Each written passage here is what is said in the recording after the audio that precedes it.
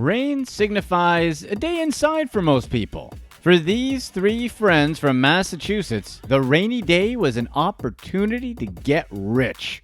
They were forced to forego work and instead found themselves digging up a tree. If this spot was on a pirate map, it would be marked by a big red X, because under that tree, they found a box of buried treasure. The three men were a step away from appearing on the Jimmy Kimmel Show when it all blew up in their faces. In Methuen, Massachusetts in 2005, Tim Crebase and his two friends, Billcliff and Matt Ingham, had a long day of twiddling their thumbs ahead of them. Usually, the three would be out working their roofing job, but rain forced them to find something else to do. Crebase decided he had a project they could take care of and took everyone back to his house. Once there, he showed them a shrub that he needed to be dug up in the backyard.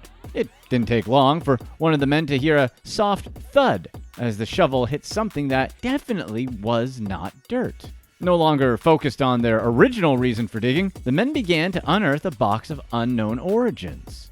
They popped the box open, finding 9 rust-covered cans. The cans themselves were filled with old money. Crebase began screaming in joy over their discovery. Upon closer inspection, it was apparent that the bills were unique and very old. They had names on them that aren't generally found on money. The friends had stumbled upon a bona fide treasure that any collector would drool over. Realizing this rather quickly, they took the money to a village coin shop specializing in old money. The shop owner, Dominic Mangano, took one look at the money and closed his shop down for the day. Mangano was quoted as saying, "I thought I was in a dream looking at this stuff." He knew the money he was looking at was worth a lot, and he didn't want any distractions while appraising the treasure in front of him. American banks used to print money with their name on the bills. When this practice was stopped, all the named bills became obsolete. A collector's dream. At face value, the money in the box was around $7,000. However, it was worth much more to the right collector. Once finished, Mangano valued the treasure between $50,000 and $75,000. Although there was no proof, the trio was apparently offered $125,000 by an unknown collector.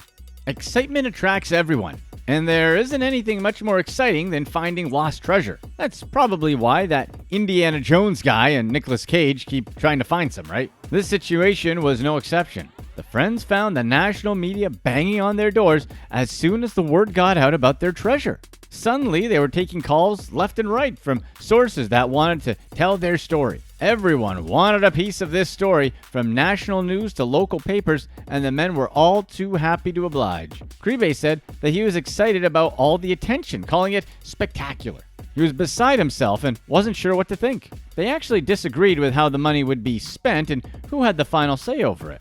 Crebase was quoted as saying, "I'm the one who found it. Without my decision, nothing's going to happen." It seemed like he felt like he had control of the money, and his friends were just along for the ride. While Ingham didn't involve himself in that conversation, Billcliff had his own opinion to voice. Billcliff responded to what Crebase said with, quote, "If one penny is spent, we all have to agree on its use. The truth was, I handed him the shovel, I told him where to start digging." A curious side note in this story is that there wasn't much information about it out there. There's no digital paper trail of their media interviews, even though they appeared on major networks like Good Morning America and CNN. A quick Google search returns a handful of articles, but no video evidence. It's almost as if the entire thing was scrubbed from the internet. Perhaps the networks were shameful for their lack of due diligence? Had they looked past the headline, they would have seen the big hoax. There is some debate over why the media latched onto the story of backyard treasure. It could have been a slow news week, or they have been interested in the idea of headline gold. Maybe they just smelled a deeper story under the one being told by the three gentlemen. If that was the case, then they were absolutely correct, because the men had a secret they didn't want anyone to find out. The money that brought them the entire nation's attention was not found in that yard, it was stolen. Keeping quiet in a situation like this would be the best course of action, but it is believed that greed caused the men to make a very simple mistake. They notified the media to try and hike up the price of their treasure, but their ploy backfired brilliantly. Police Chief Joseph E. Solomon believed the men never wanted the swarm of attention. He likened the situation to a snowball rolling down a hill. He was quoted as saying, "Had they kept quiet, they probably could have sold the money and no one would have ever known. All of the buzz around them is what eventually brought their adventure to a screeching halt. As they told their story repeatedly for all the different news outlets, the police began to notice discrepancies in their accounts. The inconsistencies range from the depth at which the treasure was found to the reason they were digging in the first place. They blame the inconsistency on the telephone game concept, which states that every time someone retells a story, it'll be a little different than before. However, the police weren't buying it and began to investigate the matter. Their discovery was less of an adventure and more of a scheme. As it turns out, the men did not find the money in Crebase's yard. Instead, the three friends found it in the gutters of a barn they were working on. When they saw the money, the temptation to run away with it proved too strong. The farm was a 200-acre property owned by Sylvia Littlefield. She declined any attempts to be interviewed about the situation. Instead, her lawyer put out a statement saying they were cooperating with the police. When initially arrested, the men denied everything. They even pleaded not guilty in court. But it didn't take long for the truth to come out. Under questioning, the story began to crack apart.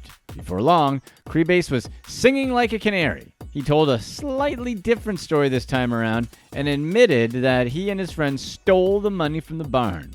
Crebase also convinced Kevin Kozak, who owned his property, to go along with the story. Ingham played in a band called Till We Die, which he planned on funding with the money. Apparently, the men's idea was to get exposure and resources for the band. Crebase even said the band would make it big and take care of them. If the trio had found the money on the streets of Massachusetts, it would have been theirs legally. However, the state law says that if you find it on someone's property, you must notify them of it. An anonymous tip to the police station started the investigation. However, the authorities were already suspicious due to the red flags. The men said they found the money underground, but it was obvious they didn't. The police don't even believe the money was found in the barn. Due to the good condition of the bills, they said it's more likely that it was stored in a dry place like Littlefield's house. The arrest of the men happened right before they were supposed to appear on the Jimmy Kimmel Show. In a last-minute scramble, they got Joseph Solomon to come on and talk about the case. Once the police had Crebase's confession, it seemed like an open and shut case.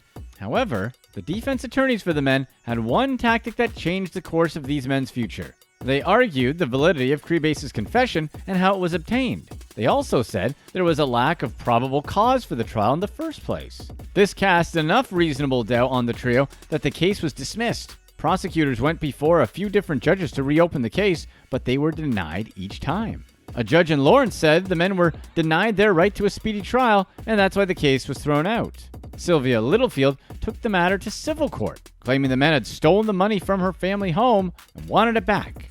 To this day, it seems like she still has not gotten it. She even sued the city, although the outcome of that suit is unknown.